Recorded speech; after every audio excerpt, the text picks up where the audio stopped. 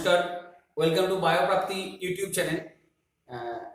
বেশ কয়েকদিন পর আমরা আজকে একটা স্পেশাল ভিডিও করতে চলেছি, যার সঙ্গে আমাদের এই চ্যানেলের নামটা দেখো, একটু ভাবো চ্যানেলের নামটার নাম কি বলতো? বায়োপ্রাপ্তি, প্রাপ্তি, দ্যাট মিনস কিছু পাওয়া, তাই না? By the process of respiration, আমরা যে ক্লাস করেছিলাম অন রেসপিরেশন, এই রেসপিরেশনের ফলে আমরা কি পেয়েছিলাম বলতো?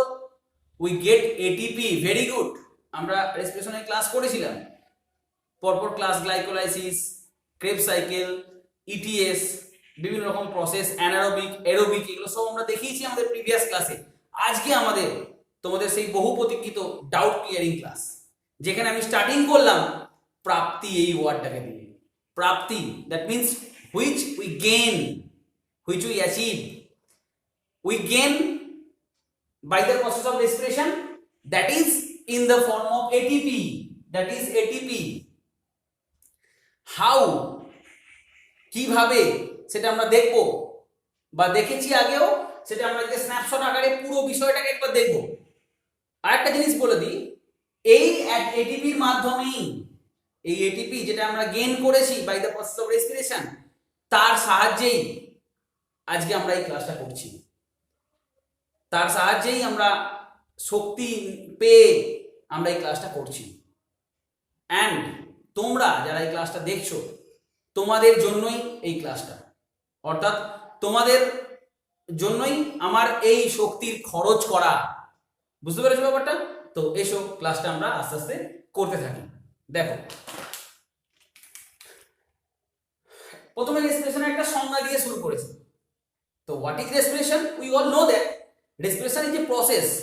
Is a process by which respiration actually is a catabolic process by which breakdown of food materials. Breakdown, প্রথমে এখানে একটা কোয়েশ্চেন্স মার্কস দেয়া আছে, দেখো এটা snapshot class, very special class. Okay, breakdown, breakdown means তোমাদের এনসিইআরটি তে দেয়া আছে, দেখবে breakdown means breakdown of CC bond, breakdown of CC bond between food materials or larger molecules. Okay, food materials, say food materials কি হতে পারে, which is actually called respiratory substrate. Those food materials which is oxidized in the process of respiration, it is these food materials are called the substrate. Okay, so respiratory substrate কি হতে পারে এই food materials এর উপর ভিত্তি করে? It's may be carbohydrate, it may be carbohydrate and fat, and it may be protein. If carbohydrate or fat are the substrate, then it is called আমি gap রেখেছি, দেখো it is called, পুরোটা আমার plan করা আছে, it is called floating respiration. Floating respiration, দেখো এইগুলো আমরা আগেও করেছিলাম, আজকে আমরা কুইকলি সবটা বলে যাচ্ছি। আর যদি প্রোটিন হয় then it is called protoplasmic respiration. Protoplasmic respiration. Okay, তাহলে breakdown means the breaking of CC bond between larger molecules, that means the food materials. If the food materials belongs to carbohydrate and fat, then it is called floating respiration. Respiration একটা type শেখানো হয়ে যাচ্ছে, দেখো if it is protein then it is called protoplasmic respiration. আমি মনে রাখতে বলেছিলাম এইভাবে, P for protein, P for protoplasmic। Clear হলো বিষয়টা? এরপরে দেন দেখো breakdown of food materials within the cell. কোথায় ঘটে? উইদিন দ্য সেল, কোষের মধ্যে ঘটে, within the cell. So it is called cellular respiration. সেই জন্য একে বলা হয় cellular respiration. Okay, so it is called cellular respiration. এরপর চলে এসো, এন্ড তার ফলে কি হচ্ছে? Within the cell release of energy in the form of ATP. ATP রূপে আমরা এনার্জি পাই, এনার্জি রিলিজড হয়, and some inorganic substances like CO2, H2O, etc. ATP. So we use ATP. ATP কে আমরা কি ইউজ করতে পারি বিভিন্ন কাজে, আর ATP এনার্জি যোগান দেয় বলেই একে বলা হয় energy currency. So ATP is called energy currency. তাহলে দেখো, this is the definition where breakdown of food materials. On the basis of food materials, we classify respiration in two types: protein respiration and protoplasmic respiration. You all know that within the cell, that's why it is called cellular respiration. Answer গুলো পাচ্ছো এবং দেখো এর ফলে ATP পাওয়া যায়। ATP তে সাহায্যে আমরা কার্যকরী শক্তি পাই, তাই তো নাকি? এটিপি শক্তিটাকে ইউজ করেই আমরা পরবর্তী ক্ষেত্রে বিভিন্ন কাজ করার শক্তি পাই। এটিপি কে তাই বলা হয় এনার্জি কারেন্সি। ক্লিয়ার হয়ে গেছে ব্যাপারটা? একটা ইকুয়েশন দিয়েছি, দেখো একটা ইকুয়েশন দেওয়ার চেষ্টা করেছি, দেখো C6H12O6, যদিও রেসপিরেশনের আরো কিছু টাইপস আছে, এটা একটা মোটামুটি ইকুয়েশন, মানে একটা প্রসেসের ইকুয়েশন আমরা করছি, জেনারেলাইজড ইকুয়েশন না কিন্তু এটা, কারণ রেসপিরেশনের বিভিন্ন টাইপস আছে যেখানে সরাসরি অনেক জায়গায় O2 ইউজ হয় না, আমরা সেটাও বলবো। তবুও আমরা একটা ইকুয়েশন দেওয়ার চেষ্টা করেছি। C6H12O6 অর্থাৎ গ্লুকোজ is oxidized হচ্ছে with the help of O2 and এর ফলে 6CO2 6H2O and energy released, অবশ্যই জানো, in the form of ATP। ওকে, তোমরা লাইটটা একটু কম আসছিল বলে লাইটটা আমরা জ্বেলে দিলাম। নেক্সট হলো একটা ইকুয়েশন। ক্লিয়ার হলো ব্যাপারটা? এরপর এসো, এখানে আমি একটা কোশ্চেন মার্ক দিয়েছি 6O2 if O2 is not present, যদি O2 না থাকে, আমি যেটা বলছিলাম এইমাত্র বলছিলাম না, এটা জেনারেলাইজড ইকুয়েশন না, এটা একটা টাইপ অফ রেসপিরেশনের ইকুয়েশন। সেই টাইপটা আমরা নাম বলবো এখন। সেই যেখানে O2 সরাসরি ইউজ হয় সেই টাইপের রেসপিরেশনকে বা সেই রেসপিরেশনের টাইপসকে আমরা এরোবিক প্রসেস বলতে পারি। এরোবিক রেসপিরেশন বলা হয়। but where O2 is not utilized or O2 is not present, then this process is known as anaerobic respiration. Anaerobic respiration. Clear হয়ে গেল? So on the basis of O2, on the basis of oxygen, on the basis of molecular oxygen, we classify respiration into another two types. Aerobic respiration, where molecular O2 utilized or present. Okay, so the complete oxidation takes place. Clear হচ্ছে বিষয়টা? When O2 is utilized or present, then the complete oxidation takes place. But when O2 is not present, then incomplete oxidation takes place instead of complete oxidation.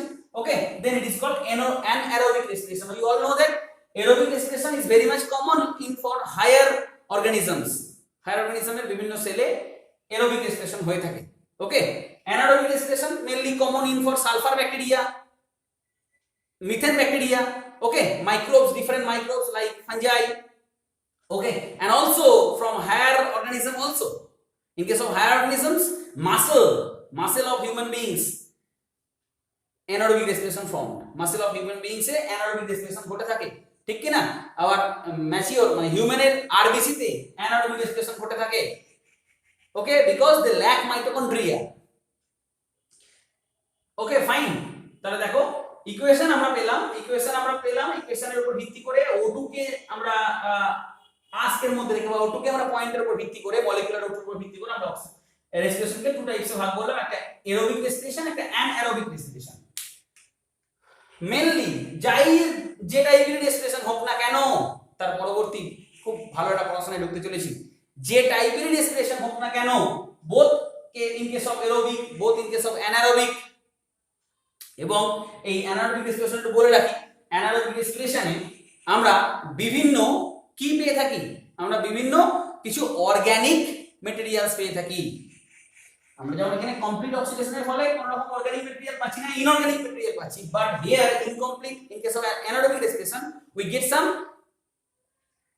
Organic products, and তাদের উপর ভিত্তি করে those organic products, on the basis of those organic products we classify anaerobic respiration in different types of fermentation process. We call it alcoholic fermentation when the organic materials is become ethyl alcohol. We call it lactic acid fermentation.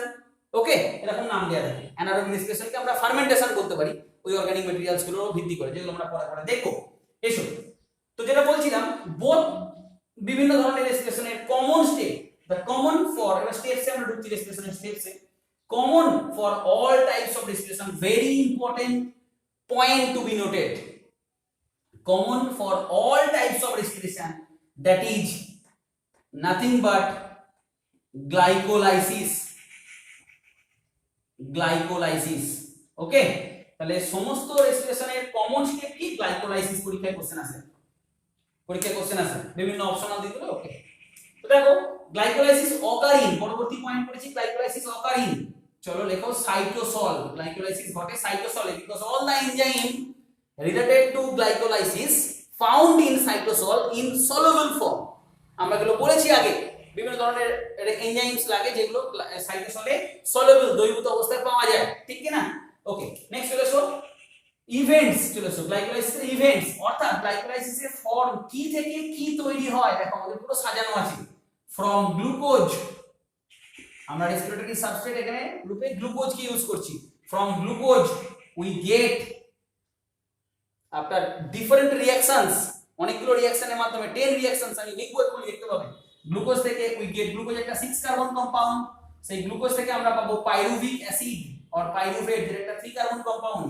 সুতরাং আমরা পাবো এটা 2 molecules, 2 molecule, 2 অণু pyruvic acid পাবো আমরা, 2 molecules of pyruvic acid.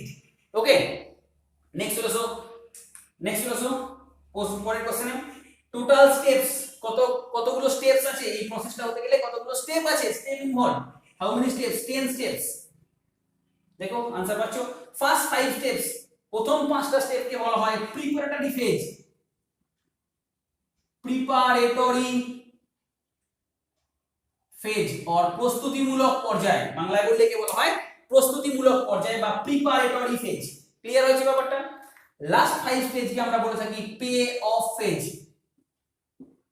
Pay off phase, এগুলো সব MCQ এর জন্য important. All are based on NEET level or something others exam point of view থেকে ভিত্তি করেই আমরা এই স্ন্যাপশট আকারে পড়াটার সিদ্ধান্ত নিয়েছি। Okay, this is also helpful for SSC. আমাকে কেউ কেউ জানিয়েছে, পার্সোনালি রিকোয়েস্ট করেছে, স্যার এসএসসি এর জন্য কিছু বানান। This is also helpful for SSC, কারণ সমস্ত পরীক্ষায় এখন এমসিকিউ স্টাইলে আসতে চলেছে, প্রশ্ন হতে চলেছে, হয়েছে, গতবারে হয়েছে এসএসসি পরীক্ষায়। এসএসসি আমাদের ওয়েস্ট বেঙ্গলের একটা মূল্যবান পরীক্ষা, ছাত্রছাত্রীদের ম্যাক্সিমাম জেনারেল লাইনে ছাত্রছাত্রীদের একটা ভাবনাই থাকে এসএসসি ক্র্যাক করতে হবে আমাকে। তো তাদের জন্য রেসপিরেশন একটা এই টপিকটা আছে, রেসপিরেশনের এই টপিকের ভিত্তিতে আজ যেগুলো আলোচনা করব সেগুলো হেল্প করবে তোমাদের ওই এসএসসির মতো মূল্যবান পরীক্ষায়। ওকে, চলে এসো, এসএসসি সিলেবাস দেখবে, এইটাই বর্ণনা করা আছে। ইটিএস আছে এসএসসি সিলেবাসে, এসএসসি সিলেবাসে গ্লাইকোলাইসিস আছে, ক্রেব সাইকেল আছে, অল রেসপিরেশন যা যা পড়াচ্ছি আমরা এসএসসি সিলেবাসের কথা ভেবে রেখে, মাথায় রেখে, এন্ড অলসো ফর নিট, কারণ বিকজ সমস্ত প্রোডাকশনটা আমরা এনসিইআরটি লিংক করেছি বা করব। দেখো এখন বন্ধু, তো নেট গেইন অফ এটি টোটাল 5 স্টেপস, 10 স্টেপ পাচ্ছ তোমরা, যার মধ্যে ফার্স্ট 5 স্টেজকে আমরা বলে থাকি প্রিপারেটরি ফেজ, লাস্ট 5 স্টেজকে আমরা বলে থাকি পে অফ ফেজ। এখান থেকে কিছু কিছু কোশ্চেন আছে। এই প্রিপারেটরি ফেজ কমপ্লিট হওয়ার পর আমরা কি পাই? After completing preparatory phase we get 2 molecules, মনে রাখবে 2 molecules of 3-PGALD, 3-PGALD, 2 molecules of 3-PGALD। After preparatory phase complete হওয়ার পর আমরা 2 মলিকিউল ফসফোগ্লিসারাইলডিহাইড পাই। ওকে, বা গ্লিসারাইলডিহাইড 3 ফসফেটও বলতে পারো তোমরা। পে অফ ফেজের পর বুঝতেই পারছো কি পাবো? পাইরুভিক অ্যাসিড পাবো, 2 অণু পাইরুভিক অ্যাসিড পাবো। ওকে, net gain of ATP, very good question to be asked frequently in different exam. Net gain of ATP 8 molecules, net gain of ATP 8 molecule আমরা ATP pi. Okay, net gain of ATP 8 molecule of ATP পেয়ে থাকি, যার মধ্যে 2 molecules আমরা সরাসরি পাই। ক্যালকুলেশনটা হচ্ছে এরকম, 2 molecule ATP আমরা গেইন করি, প্লাস ওর সঙ্গে পাই আমরা 2 মলিকিউল NADH প্লাস H+। ওকে, যে NADH প্লাস H+ অর্থাৎ রিডিউসড NAD+। ওকে, এই reduced form of this coenzyme from one molecule NADH H+, we get 3 molecules of ATP. So in glycolysis we get 2 molecules of NADH plus H+. From 2 molecule of NADH plus H+, we get 6 molecule of ATP. So 6 molecule and 2 molecule, 8 molecule of ATP net gain product, এটা আমাদের process also called। দেখো পরবর্তী question, এই glycolysis কে আমরা আরেকটা কি নাম দিয়ে থাকি? EMP pathway, EMP pathway, very good question এটা। why প্রশ্ন করে এটা, why glycolysis is called EMP path, কোন বোর্ড এক্সামে কোশ্চেন আছে। আর এমসিকিউ এর ক্ষেত্রে EMP path also called Krebs cycle, glycolysis, ETS, pentose phosphate pathway, তাহলে উত্তর হবে কোনটা? গ্লাইকোলাইসিস। ইএমপি পথ কেন বলা হয়? বিকজ থ্রি সায়েন্টিস্টের নাম আদ্যক্ষর অনুযায়ী এটাই করা হয়েছে। Embden, Meyerhof and Parnas, those are the three scientists discovered this process. That's why glycolysis named EMP path. Glycolysis কে আমরা EMP path বলতে পারি। ওকে, দেখো সাম স্পেশাল কোশ্চেন, আমরা কিছু স্পেশাল কোশ্চেন নিট লেভেলের মতো করে বেছে রেখেছি। সাম স্পেশাল কোশ্চেন গ্লাইকোলাইসিস থেকে অনেক রকমের কোশ্চেন আসে, 10টা স্টেপ আছে, তার মধ্যে এটা মনে রাখো, এটা একটা ভালো কোশ্চেন। এই 10টা স্টেপের মধ্যে 1 নম্বর স্টেপ, 3 নম্বর স্টেপ এন্ড 10 নম্বর স্টেপ ইররিভার্সিবল। ওকে, দেখো আমরা যখন তীর চিহ্নটা এরকম দিই কোন বিক্রিয়ার প্রোডাক্টের পর, তখন সেটা রিভার্সিবল হয়, বাট এই 1 নম্বর, 3 নম্বর আর 10 নম্বর গ্লাইকোলাইসিস প্রসেসটা দেখবে আমার প্রিভিয়াস ক্লাস, তোমার ডেসক্রিপশন বক্সে গিয়ে লিংক পেয়ে যাবে গ্লাইকোলাইসিসের ক্লাসটা, সেখানে দেখবে আমরা সমস্ত স্টেপগুলোতেই রিভার্সিবল করেছি এক্সেপ্ট 1 নম্বর স্টেপ, 3 নম্বর স্টেপ এবং 10 নম্বর স্টেপ, সেখানে দেখবে irreversible. Okay, because of some factors. Special কোশ্চেনে চলে এসো। স্পেশাল কোশ্চেনে 1 নম্বর দেখো সাবস্ট্রেট লেভেল ফসফোরাইলেশন। আমরা এখানে ফসফোরাইলেশন এই কথাটার উপর গুরুত্ব দিয়েছি। ফসফোরাইলেশন দুটো ভাবে হয়ে থাকে, phosphorylation takes place in two ways. Here substrate level phosphorylation একটা দেখিয়েছি আমরা, আরেকটা দেখাবো পরে যখন আমরা ইডিএস এ যাব, ইলেকট্রন ট্রান্সপোর্ট সিস্টেমে যাব, বা টার্মিনাল অক্সিডেশন যখন আমরা পড়াশোনা করব, সেখানে দেখবো আমরা অক্সিডেটিভ ফসফোরাইলেশনের গল্প। অর্থাৎ phosphorylation that means addition of phosphate, addition of inorganic phosphate with ADP, addition of inorganic phosphate with ADP, ADP এর সঙ্গে inorganic phosphate বা PI, IP বা PI, inorganic phosphate অ্যাডিশনের ফলে আমরা ATP পেয়ে থাকি, হাই এনার্জাইজড আমরা ATP পেয়ে থাকি। এটা গ্লাইকোলাইসিসের একটা স্টেপ আছে যেখানে substrate level phosphorylation, directly addition হয়েছে ফসফেট, ইনঅর্গানিক ফসফেটের ডাইরেক্ট অ্যাডিশন হয়েছে। আর আমরা যখন এর শেষের দিকে যাব, আস্তে আস্তে যাব ফসফোরাইলেশন, সেখানে দেখব আমরা অক্সিডেটিভ ফসফোরাইলেশনের গল্প। ওকে, সেটা in the form of ETS আমরা পড়াশোনা করব। তাহলে phosphorylation occur in two types, phosphorylation দুটো স্টেপে ঘটে, একটা direct substrate level phosphorylation, another type is oxidative phosphorylation. ফসফোরাইলেশনের ফলে কি পাই আমরা বলেছি? এটিপি পাই। Phosphate addition with ADP, diphosphate, সেখান থেকে আমরা ফসফেট যুক্ত হওয়ার পরে ট্রাইফসফেট পেলাম, হাই এনার্জাইজড। ওকে, দেখো যেটা বলতে চাইছি আমরা, সাবস্ট্রেট লেভেল ফসফোরাইলেশন ঘটে এরকম একটা স্টেপের নাম লেখো, এরকম একটা স্টেপ গ্লাইকোলাইসিসে কোনটা? দেখো आंसर চলে এসো। आंसर যখন 13 বিপিজিএ বিস ফসফোগ্লিসারিক অ্যাসিড থেকে 3PGA উৎপন্ন হয়, 3PGA উৎপন্ন হয়, 13 বিপিজিএ থেকে 3PGA উৎপন্ন হয়, তখন কি হয়? 13 বিপিজিএ থেকে যখন 3PGA উৎপন্ন হয়, তখন ATP তৈরি হয়। This process is called substrate level phosphorylation. Clear হচ্ছে? এটাকে বলা হয় সাবস্ট্রেট লেভেল ফসফোরাইলেশন। বুঝে গেল ব্যাপারটা? নেক্সট চলে এসো, এনজাইম হেল্পস। দেখো পরবর্তী কোশ্চেন চলে এসো। সাবস্ট্রেট লেভেল ফসফোরাইলেশন তোমাকে বিক্রিয়া দিতে দেবে, হ্যাঁ, বা কোন স্টেপটায় ঘটে? বিভিন্ন বিক্রিয়া দিল, হয়তো গ্লুকোজ থেকে গ্লুকোজ 6 ফসফেট দিল, ওকে, বা গ্লুকোজ 6 ফসফেট থেকে ফ্রুক্টোজ 6 ফসফেট। অপশন সি দিল 13 বিপিজিএ থেকে 3PGA, অপশন ডি দিল 3PGA থেকে 2PGA। কোন জায়গাটায় সাবস্ট্রেট লেভেল ফসফোরাইলেশন হয়েছে? মনে রাখো 13 বিপিজিএ থেকে যখন 3PGA হয়। ক্লিয়ার হয়েছে? নেক্সট হলো enzyme helps the formation of glucose to glucose 6 phosphate, glucose থেকে গ্লুকোজ 6 phosphate, ফার্স্ট স্টেপ। এটা হচ্ছে গ্লাইকোলাইসিসের প্রথম স্টেপ। গ্লুকোজ থেকে গ্লুকোজ 6 ফসফেট হওয়ার সময় কোন এনজাইম লেগেছে? মনে রাখো এনজাইমের নাম হেক্সোকাইনেজ। এনজাইমের নাম হচ্ছে হেক্সোকাইনেজ। আমরা যখন পড়িয়েছিলাম গ্লাইকোলাইসিস, তখন আমরা সমস্ত এনজাইমগুলোকে একটা ট্রিক্স আকারে মনে রাখার সহজতম উপায় হিসেবে পড়িয়ে গেছি। তোমরা ক্লাসটা ভালো করে করে নিও, কোনো রকম সমস্যা হবে না। দেখো গ্লুকোজ 6 কার্বন যুক্ত সুগার, তাই হেক্সো।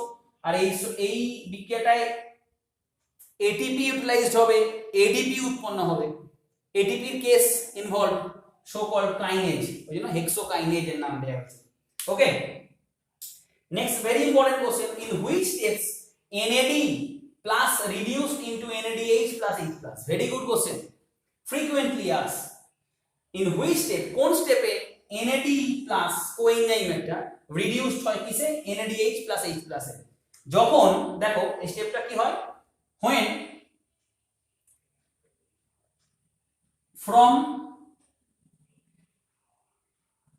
3-PGALD, যখন আমরা 3-PGALD থেকে 1,3-BPGA পাবো, অর্থাৎ ঠিক এর আগের স্টেপে, যখন 3-PGALD থেকে 1,3-BPGA, দেখো অ্যাসিড অ্যালডিহাইড যৌগ থেকে অ্যাসিড যৌগ পাচ্ছি, সুতরাং অক্সিডেশন হচ্ছে, সেখানে রিডাকশন ঘটে। এইটা অক্সিডেশন ঘটলেই আমরা কি জানি রিডাকশন ঘটে।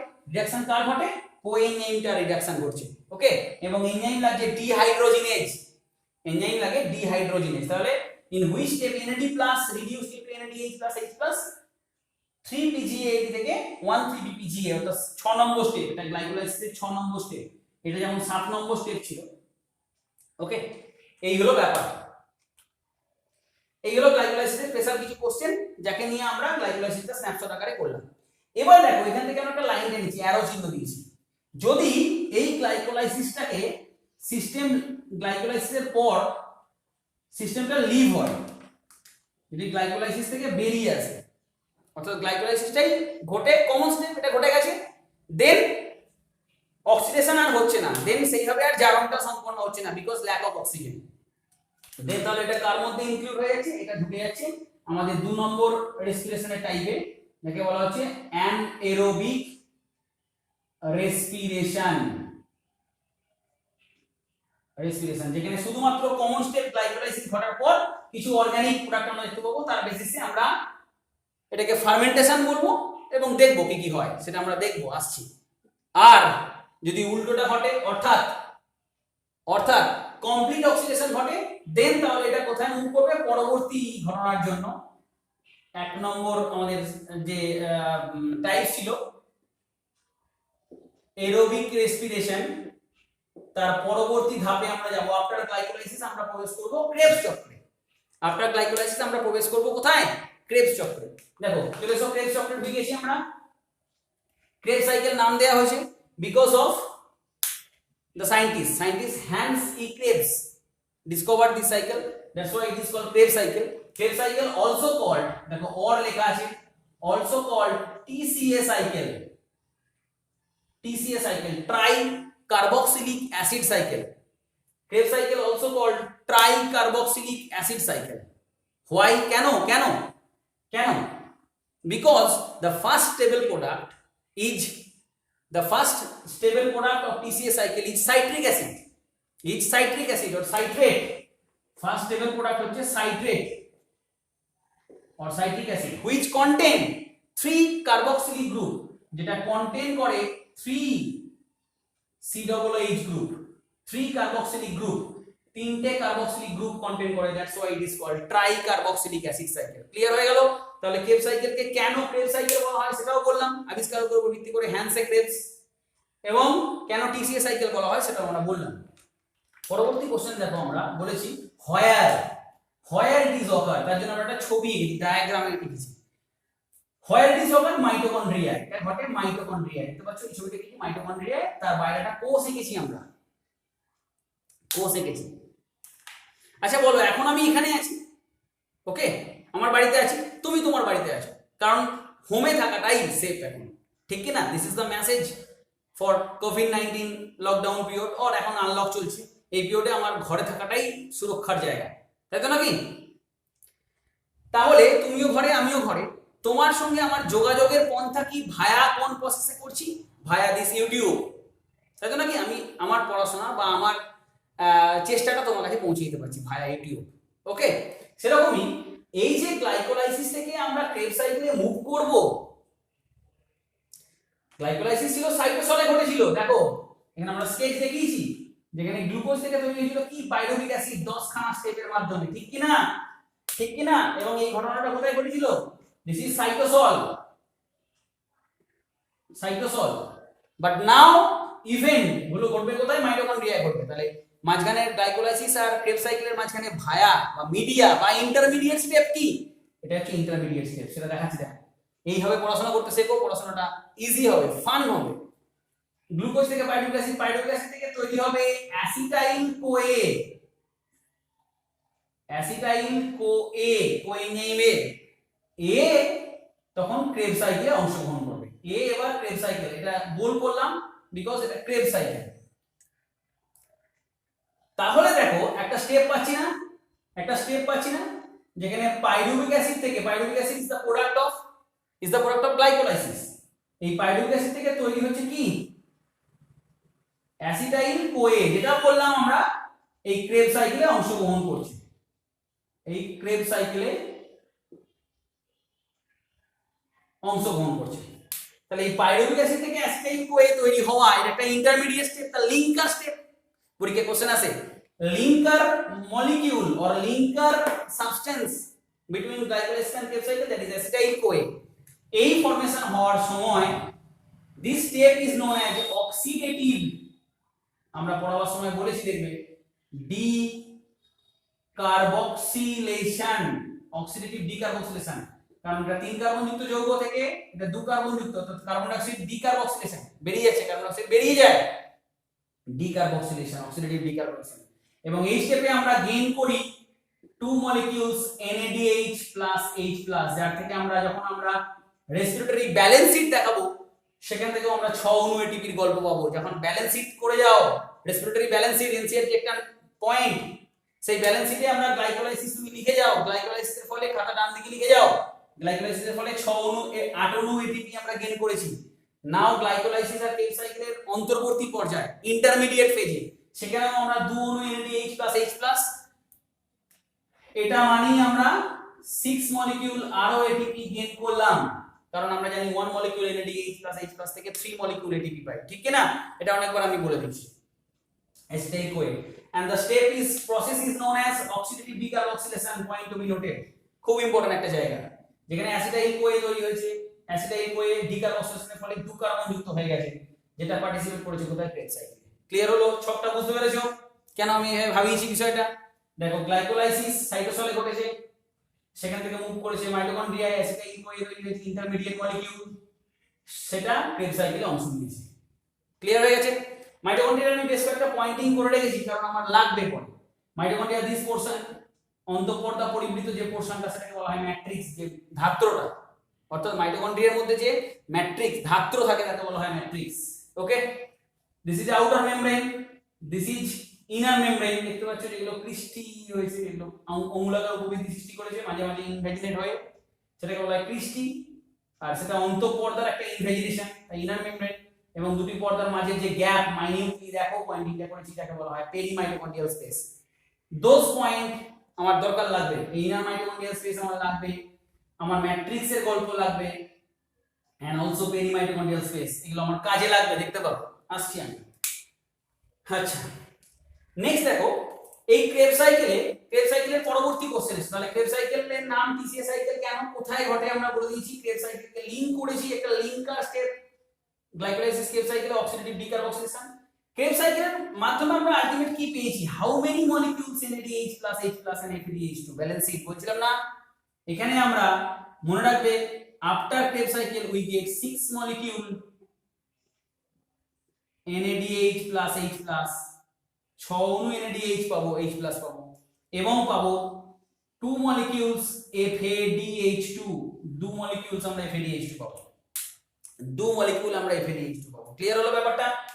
ইট ইজ এ, পরবর্তী question, it is a amphibolic process, amphibolic, point to be noted, NCERT article এটা, এটাকে অ্যামফিবোলিক প্রসেস বলা হয়। ওকে, এখানে ব্রেকডাউনও হয়, ডিফারেন্ট প্রোডাক্ট তৈরি হয়। ওকে, সো কল ক্যাটাবলিজম এবং অ্যানাবলিজম যখন মিক্স আপ করে তখন তাকে বলা হয় অ্যামফিবোলিক প্রসেস। এবং এখানে যে যে প্রোডাক্টগুলো উৎপন্ন হয় মাঝে মাঝে, এই অ্যাসিটাইল কোএ থেকে বিভিন্ন রকমের আমার মলিকিউলস তৈরি হয়, বিভিন্ন রকমের অ্যাসিডস তৈরি হয়, সেকেন্ডারি প্রাইমারি মেটাবোলাইটস তৈরি হয়। ওকে, তো সেই জন্য এটাকে আবার বলা হয় কি, এটাকে আমরা আবার কি বলে থাকি, এটাকে অ্যানাবলিজম বলা হয়। সুতরাং ক্যাটাবলিজম এবং অ্যানাবলিজম বোথ আছে বলে কি বলবে catabolism, because breakdown of molecule takes place, so call catabolism, and after breakdown we get some valuable product. Those products are used to synthesize different primary and secondary metabolites. এর যে অন্তর্বর্তী যৌগ আছে না আলফা কিটোগ্লুটারিক অ্যাসিড, তোমরা acetyl আমরা যে crab cycle তার ভিডিও আমি ডেসক্রিপশন বক্সে দিয়ে দেবো, ক্রেব সাইকেলের চক্রটা ভালো করে দেখে নাও, সেখানে দেখবে একটা প্রোডাক্ট পাবে আলফা কিটোগ্লুটারিক অ্যাসিড বা আলফা কিটোগ্লুটারেট, ঠিক আছে, 5 কার্বন কম্পাউন্ড। সেই আলফা কিটোগ্লুটারেট থেকে আমরা বিভিন্ন রকম সেকেন্ডারি এন্ড প্রাইমারি মেটাবোলাইটস পেয়ে থাকি, সেই জন্য কি অ্যানাবলিজমের সঙ্গেও তুলনা করা হয়। আর এই ক্যাটাবলিজম অ্যানাবলিজম বোথ আছে বলে কি বলা হয় অ্যাম্ফিবোলিক প্যাথওয়ে। ক্লিয়ার হয়েছে ব্যাপারটা? Very good point. Okay, Kreb cycle সম্বন্ধে আমরা এইগুলো জানলাম। ক্রেব সাইকেল আরেকটা ইম্পর্টেন্ট নোট তোমাদের জেনে রাখা ভালো, succinate dehydrogenase, succinate dehydrogenase is the only enzyme found in mitochondrial inner membrane. মাইটোকন্ড্রিয়ার অন্তঃপর্দায় পাওয়া যায়। এটা সংশ্লিষ্ট ক্রেব সাইকেলের সঙ্গে জড়িত সাকসিনেট ডিহাইড্রোজিনেজ, ঠিক আছে। এই সাকসিনেট ডিহাইড্রোজিনেজ সাকসিনেট থেকে ফিউমারেট যখন তৈরি হয়, যখন সাকসিনেট থেকে ফিউমারেট তৈরি হয়, এই স্টেপে এনজাইম লাগে সাকসিনেট ডিহাইড্রোজিনেজ।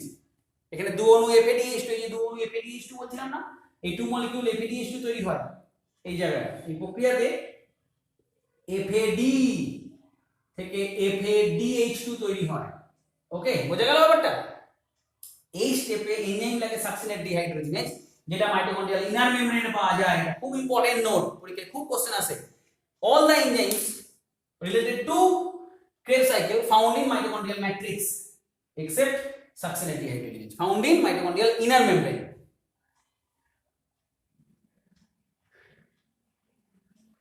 ওকে, দেখো এই গেল আমাদের Krebs সাইকেলের গল্প।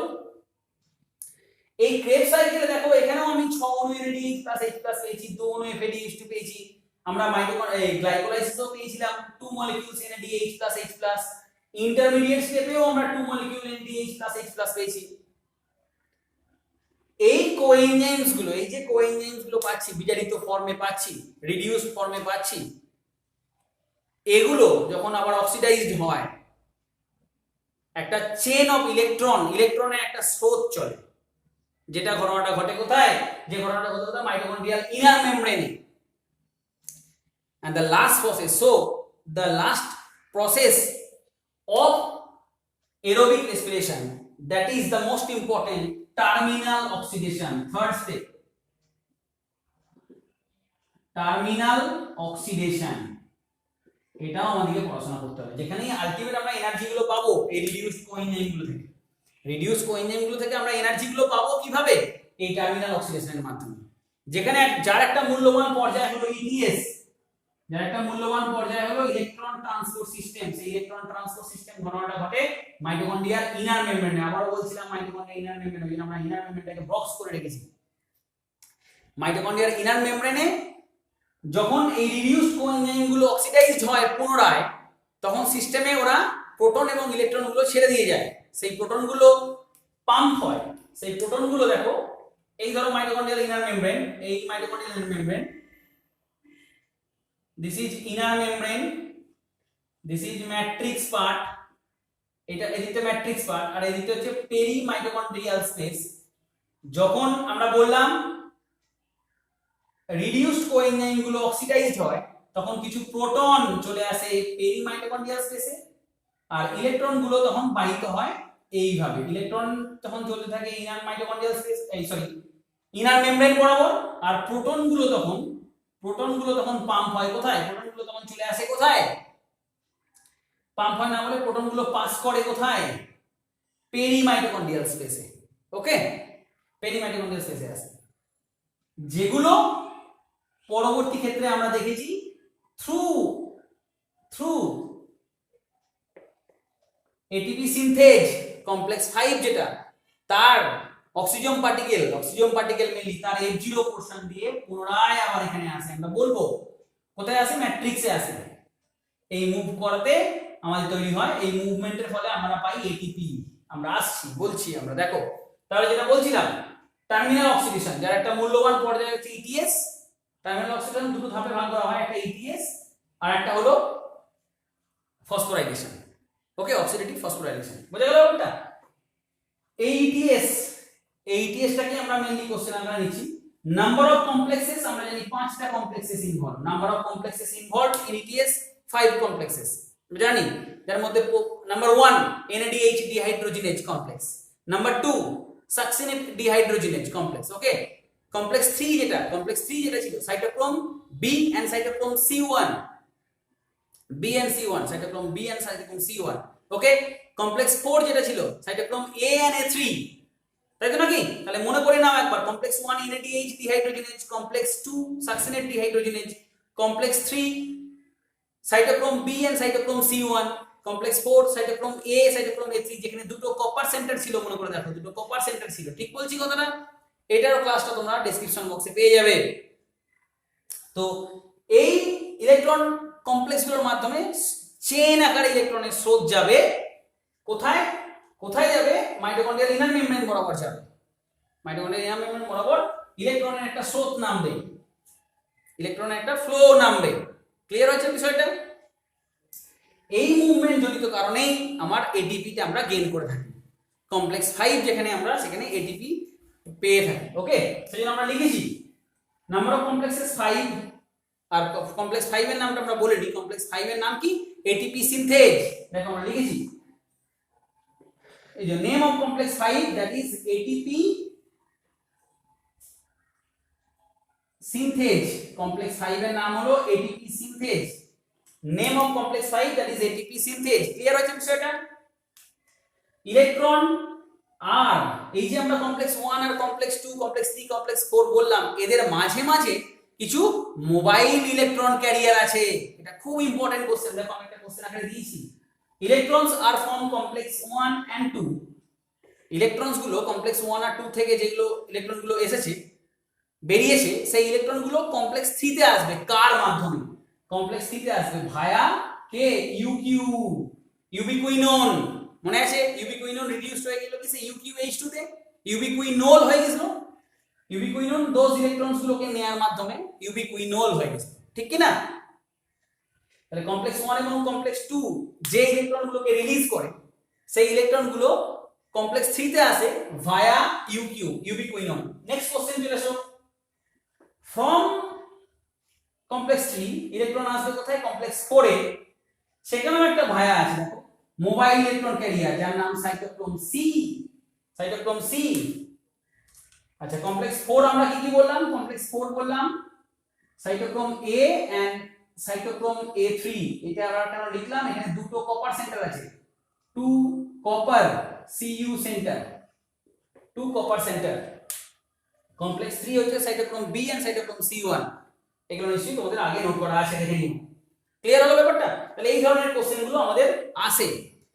কমপ্লেক্স 5 এর নাম আমরা এইমাত্র লিখলাম, এটিপি সিনথেজ, যার মাধ্যমে এটিপি তৈরি হয়। and this process is known as Peter Mitchell chemiosmotic theory. এই প্রসেসটাকে বলা হয়েছিল পিটার মিচেলের কেমিওসমোটিক থিওরি। এখানে মাইটোকন্ড্রিয়ার এই ক্রিস্টির গায়ে, অন্তঃপর্দার গায়ে একটা পার্টিকেল ছিল। সেই পার্টিকেলটার নাম কি? দেখো এরকম একটা পার্টিকেল ইনভলভ ছিল, which is called oxysome particle. এই পার্টিকেলটাকে বলা হয়েছিল অক্সিজোম পার্টিকেল। অক্সিজোম পার্টিকেল যেটা টুয়ার্ডস ম্যাট্রিক্সের দিকে মুভ করে আছে, head portion, this is F1 portion, আর এটা ছিল F0 পোরশন, বেস পোরশনটা, যেখান দিয়ে এই প্রোটনগুলো পাস করছে, প্রোটনগুলো মুভ করছে, এবং এর ফলেই আমরা পেয়েছিলাম কি? এটিপি পেয়েছিলাম। দ্যাট ইজ এই প্রসেসে এই যে এটিপি তৈরি হয়, এটা একটা ফসফোরাইলেশন। এই ফসফোরাইলেশনটাকে আমরা যেটা আগে বলছিলাম, এটাকে বলা হয় অক্সিডেটিভ ফসফোরাইলেশন। ঠিক আছে, আগেরটা ছিল সাবস্ট্রেট লেভেল ফসফোরাইলেশন, এটা হলো অক্সিডেটিভ ফসফোরাইলেশন। কেন তারও কারণ বলছি, কারণ দেখো last electron acceptor, very good question, ETS এর সর্বশেষ ইলেকট্রন এবং প্রোটন H+ অ্যাকসেপ্টর, তার নাম কি? তার নাম হলো মলিকিউলার O2, আণবিক অক্সিজেন, মলিকিউলার O2। এবং এই O2 ইলেকট্রন এবং হাইড্রোজেন প্রোটনকে নিয়ে কি উৎপন্ন করে? Produce H2O। দেখো আমার সমস্ত কোশ্চেন সাজানো আছে। প্রোডিউস কি? H2O, জল তৈরি করে। তাহলে স্ন্যাপশট আকারে পেলে গোটা গ্লাইকোলাইসিস, ক্রেবস সাইকেল, তাদের লিঙ্কার স্টেপ ধাপে ধাপে করে যাও। এখন বোর্ডটা না অনেক কিছু ভর্তি হয়ে গেছে, কিন্তু যখন তুমি পরপর করে করে যাচ্ছিলে, খাতায় লিখে লিখে যাচ্ছিলে, দেখবে সমস্তগুলো পরপর সাজাতে পারবে। এটা স্কেচ, গ্লুকোজ থেকে পাইরুভিক অ্যাসিড, সেটা অ্যাসিটাইল কোয়ের স্কেচ দেখিয়েছি আমরা কোথায় কিভাবে কোন ঘটনাগুলো ঘটছে। ক্রেবস সাইকেলের আমরা বর্ণনা করেছি। ক্রেবস সাইকেল থেকে আমরা দেখি থার্ড স্টেপে ইটিএস। তাহলে এরোবিক রেসপিরেশনে তিনটে step, glycolysis first step, second step Krebs cycle, third step ETS বা টার্মিনাল অক্সিডেশন, তার একটা মূল্যবান পর্যায় ইটিএস, ইলেকট্রন ট্রান্সপোর্ট সিস্টেম, যেটা ঘটছে কোথায়? ইনার মেমব্রেনে। এবং তার সঙ্গে জড়িত হয়ে আছে কারা? পেরিমাইটোকন্ড্রিয়াল স্পেস এবং ম্যাট্রিক্স। ওকে, প্রথমে প্রোটনগুলো পেরিমাইটোকন্ড্রিয়াল স্পেসে আসে, দেন প্রোটনগুলো মুভ করে থ্রু F0 কমপ্লেক্স ম্যাট্রিক্সের দিকে, এবং এর ফলে F1 পার্ট অফ অক্সিজমে এটিপিটা উৎপন্ন হয়, যে এটিপি নিয়ে আমাদের এত বারবারন্ত, যে এটিপি নিয়ে আমরা এত এনার্জি লস করে আমরা এই টপিকটা পড়াচ্ছি শুধুমাত্র তোমাদের জন্য। বিভিন্ন কম্পিটিটিভ এক্সামে তোমরা সাকসেস পাও ডিউ টু দিস কোভিড-19 লকডাউন পিরিয়ড। ওকে, এবার চলেছো, আমরা শেষের দিকেই চলে এসেছি প্রায়।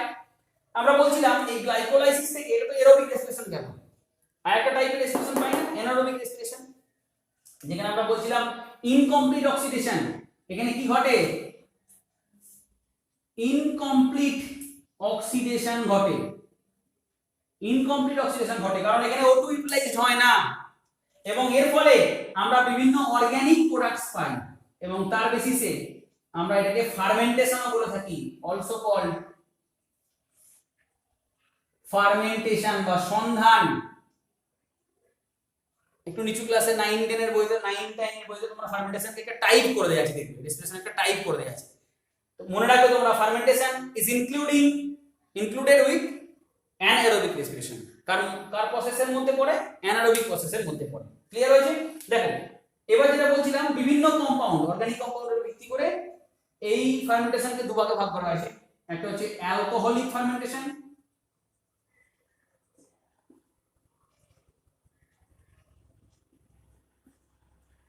আর একটা হলো ল্যাকটিক অ্যাসিড ফার্মেন্টেশন।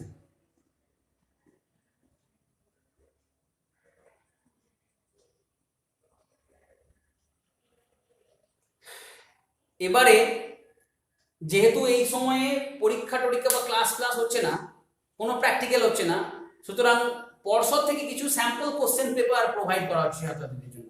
আমি তোমাদের সেটা নিয়েও আলোচনা করবো একদিন একটা ক্লাসে। সেই স্যাম্পল কোশ্চেন পেপারে এই ফার্মেন্টেশন সংক্রান্ত বিষয়ে কি গুরুত্ব দেওয়া হয়েছে এবং তার বায়োকেমিক্যাল ইউজ, এসএসসির জন্য ইম্পর্টেন্ট।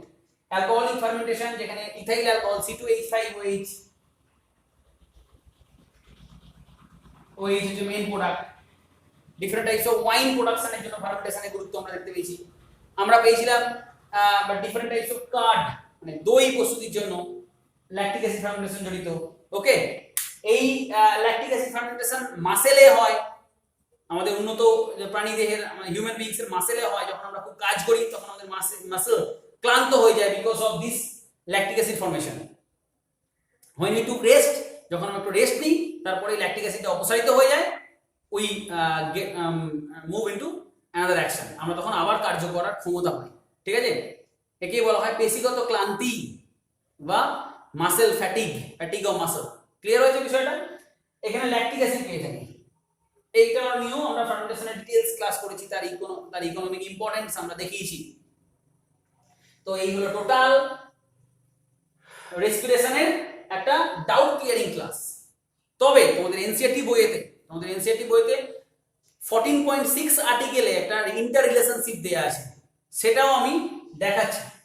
দেখো যে আর্টিকেলটা বলা আছে, দেখো সেই আর্টিকেলে কি করা আছে, যেটা বলছিলাম 14.6 যে আর্টিকেলটা আছে তোমাদের এনসিইআরটিতে, সেই আর্টিকেলে দেখবে বাঁদিকের পাতায়, বইটার বাঁদিকের পাতায় সুন্দর করে একটা ছক দিয়েছে, যেখানে ফ্যাট ভাঙছে কিসে, ফ্যাটি অ্যাসিড এবং glycerol.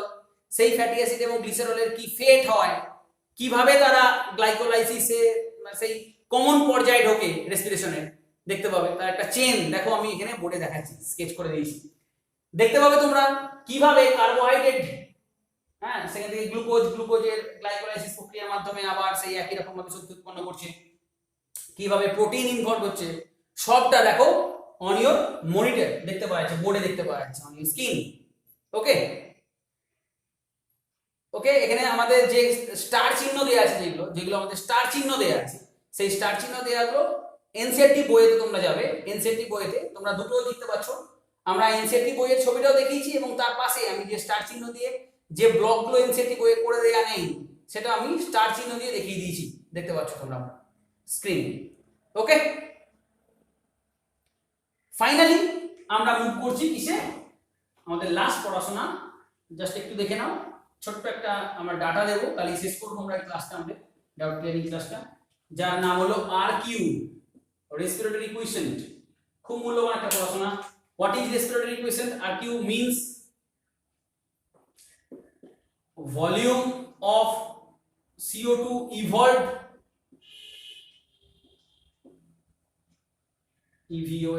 evolved in respiration, and by volume of O2 consumed তার রেশিওকে বলা হয় আরকিউ।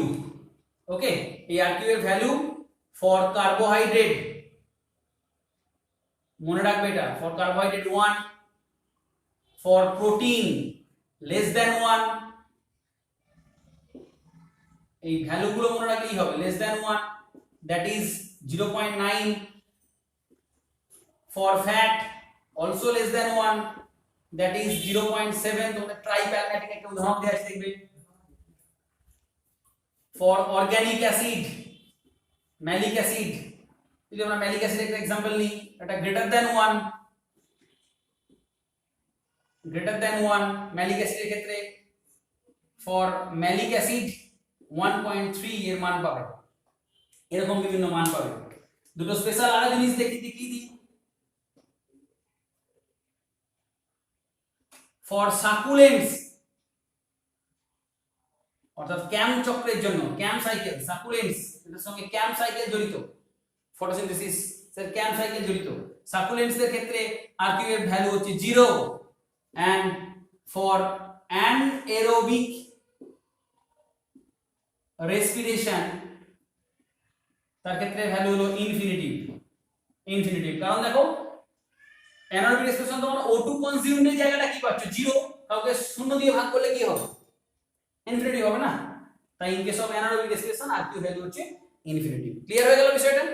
তো এইভাবে পুরো ডাউট ক্লিয়ারিং ক্লাসটা তোমাদের আশা করি ভালো লাগবে। পুরোটা আমি কভার করার চেষ্টা করেছি, ডিফারেন্ট ধরনের কোশ্চেন দেখিয়েছি যেগুলো বিভিন্ন এক্সামে তোমাদের কাজে লাগে। নিটের ক্ষেত্রে তো অবশ্যই ব্যালেন্স শিট, রেসপিরেটরি যে ব্যালেন্স শিট যেটা মেন আলোচনার বিষয় ছিল, গ্লাইকোলাইসিসের